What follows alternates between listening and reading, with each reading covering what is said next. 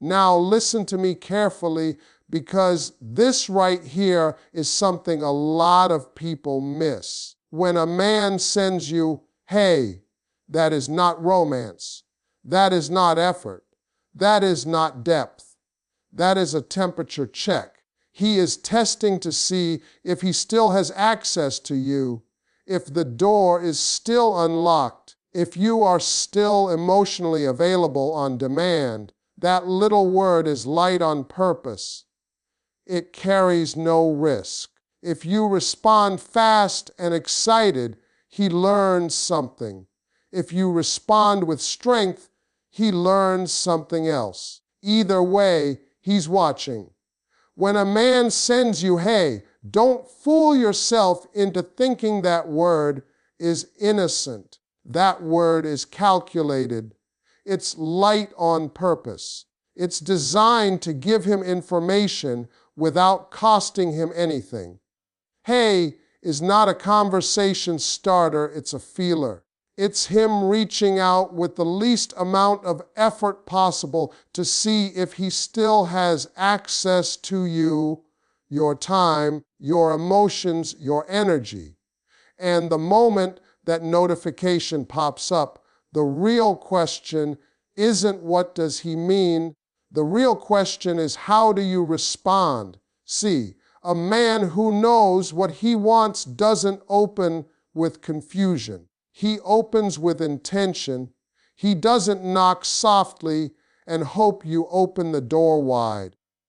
Hey is him knocking with one finger. He's not saying he misses you. He's not saying he wants to see you. He's not saying he's thought this through. He's saying, let me check if I still matter. Let me see if she's still there. Let me see if I still have a place. And here's where people lose the game. They see that word and their mind starts racing. Why now? What does he want? Does this mean he cares? No, it means he's testing the temperature. And if you respond too fast, too warm, too open, you answer a question he didn't even have to ask out loud.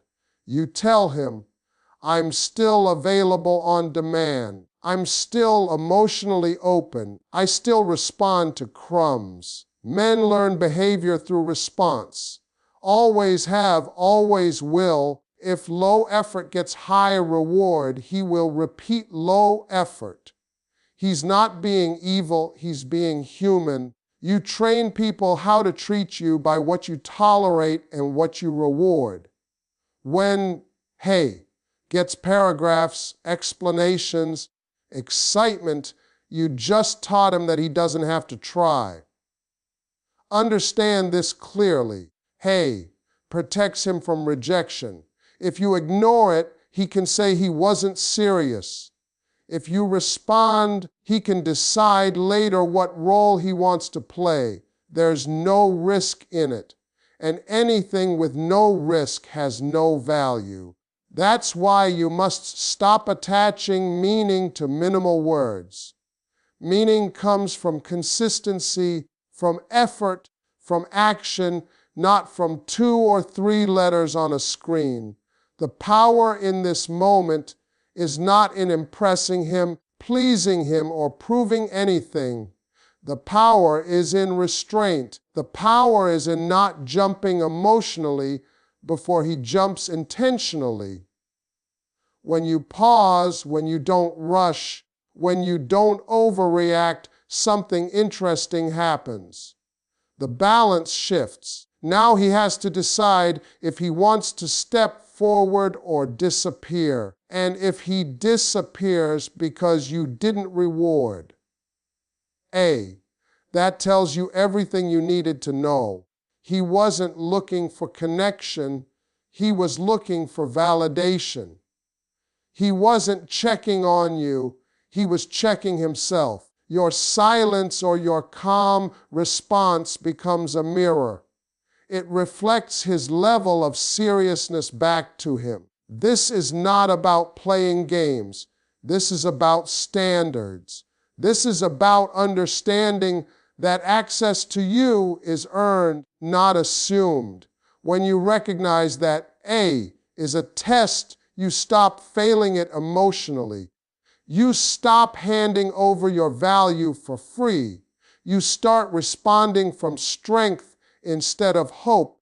And that right there changes the entire dynamic without you having to say a single extra word. How you respond teaches him how to treat you, and most people don't realize they are giving lessons every single day. Every message you answer, every tone you use, every bit of energy you give is instruction. When he sends A, he's not just waiting for a reply, he's watching the quality of that reply. He's studying whether you respond from confidence or from need, from self-respect or from fear of losing him. And whatever you show him in that moment becomes the standard he follows going forward. See, men don't need long explanations. They understand patterns. If every time he puts in the bare minimum, you give him maximum attention, you've created a pattern. You've told him that access to you is easy, cheap, and guaranteed. Not because you said it, but because you showed it. And what people don't respect, they don't protect. That's just the truth. When you respond too eagerly to low effort, you remove the incentive for him to do better. You think you're being kind, open, loving, but what you're actually doing is lowering the bar. And once the bar drops, it rarely rises again. He starts believing that you will always be there no matter how little he gives. No plan, no clarity, no direction, just a word and your attention appears. But when you respond with calm balance and self-control, something changes. You're not being rude. You're not being cold. You're being intentional. You're saying without saying it that your time and energy have value, that you don't rush for confusion, that you don't open emotional doors for someone who hasn't knocked properly. This is where discipline comes in. Discipline is not ignoring him to punish him. Discipline is choosing not to abandon yourself to keep someone interested. It's resisting the urge to explain, impress, or chase. It's understanding that attraction grows in space, not in desperation. When you don't over-respond, you create room for him to reveal his true intentions. If he's serious, your measured response will pull more effort out of him. He'll clarify. He'll engage properly. He'll step up because he senses that access to you is not automatic. And if he's not serious, he'll fade. And that fade is not rejection, it's information. It's clarity you didn't have to beg for. People fear losing someone by not responding the right way. But the truth is this: you only lose people who were never anchored to you in the first place. The ones who are meant to stay don't get scared by standards. They rise to meet them. The ones who leave were only comfortable when you were over giving and under valuing yourself. Every interaction is a mirror. When you show calm strength, you invite respect. When you show anxiety, you invite control. When you show balance, you invite intention. That's why the response matters more than the message. Hey is small, but your reaction to it is big. It sets the tone for everything that follows.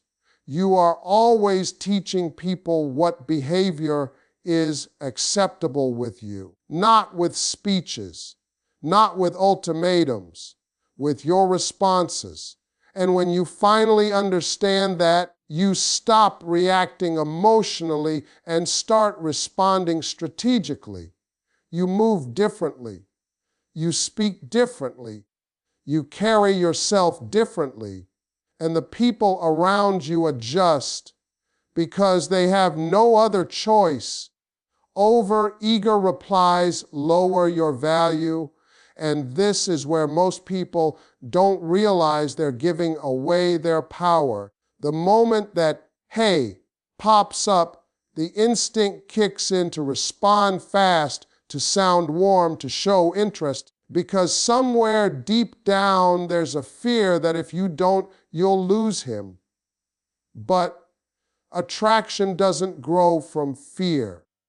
Respect doesn't grow from availability. And value never grows from chasing. When you reply too quickly and with too much emotion, you send a message before you ever send words. You tell him that your time is open, your focus is on him, and your emotional door is already unlocked. He didn't have to knock properly. He didn't have to explain himself. He didn't have to take a risk. And when something is free and easy, the human mind doesn't treasure it. It consumes it. Men don't fall in love with effort they didn't earn. They don't respect access they didn't work for. That doesn't make them bad people. It makes them honest. The more you rush to respond, the more you communicate that he is the priority even when he hasn't shown you that you are his. And once that imbalance forms, it quietly shapes everything that comes after. Calm clarity does the opposite. Calm clarity says, I am present in my life. It says, I don't move from anxiety. It says, if you want my energy, you have to meet me properly. You're not ignoring him to play games. You're not delaying to manipulate. You're simply responding from a place where your emotions aren't driving the wheel. There's something powerful about not reacting instantly. It forces him to sit with his intention. It removes the instant reward. It creates a pause where he has to ask himself, do I want to step up or do I want to drift away? And that pause reveals everything. People reveal themselves when you stop making things easy. Clarity is attractive because it's rare. Most people are loud with their emotions and quiet with their standards. Calm clarity flips that. You don't need to explain yourself. You don't need to justify your pace. Your energy speaks before your words ever do. When you respond with balance instead of excitement, you're not rejecting him, you're inviting him to show up properly. You're saying, without saying it, that you value intention over attention. And a man who is serious will recognize that immediately. He won't feel threatened. He won't feel confused. He'll feel challenged in the best way. And if he pulls back because you didn't jump, that's not a failure on your part. That's success, because anyone who disappears when you stop over giving was only there for convenience. They were never there for connection. You didn't lose them. You exposed them. Low effort thrives on high reaction. Remove the reaction and the effort has to rise or vanish. That's the law of human behavior. When you stay calm, grounded, and clear, you take your power back without confrontation, without arguments, without emotional exhaustion. This isn't about being cold. It's about being centered. It's about knowing that your value doesn't increase when you rush to respond. It increases when you respond from self respect. And the moment you understand that, A, stops controlling your emotions and starts revealing the truth, silence or strength forces intention out of him, and most people are uncomfortable with that because silence feels risky. Silence feels like you might lose control of the situation. But the truth is, silence doesn't lose control, it reveals it. When a man sends, "Hey," and you don't immediately jump to respond, you create a space where he has to decide what he really wants. No distractions, no instant reassurance, just his intention sitting there with him. See, weak communication survives on constant response. It needs feedback, validation, proof that it still matters. Strong intention doesn't need that. Strong intention moves forward regardless. When you pause, when you don't rush, you remove the emotional cushion he was leaning on, and now he has to choose whether to step up with clarity or step away quietly. Silence is not punishment, it's information. It's saying, "I don't engage with confusion." It's not about ignoring someone to make them chase you. It's about not interrupting their process of showing you who they are. People always reveal themselves when you stop filling in the gaps for them. And when you do respond, strength matters more than words. Strength is calm. Strength is measured. Strength doesn't over-explain. Strength doesn't apologize for standards. A strong response carries self-respect without attitude. It doesn't push. It doesn't pull. It simply exists. Here's what happens when you lead with strength. A man who is serious will adjust. He'll come back with purpose.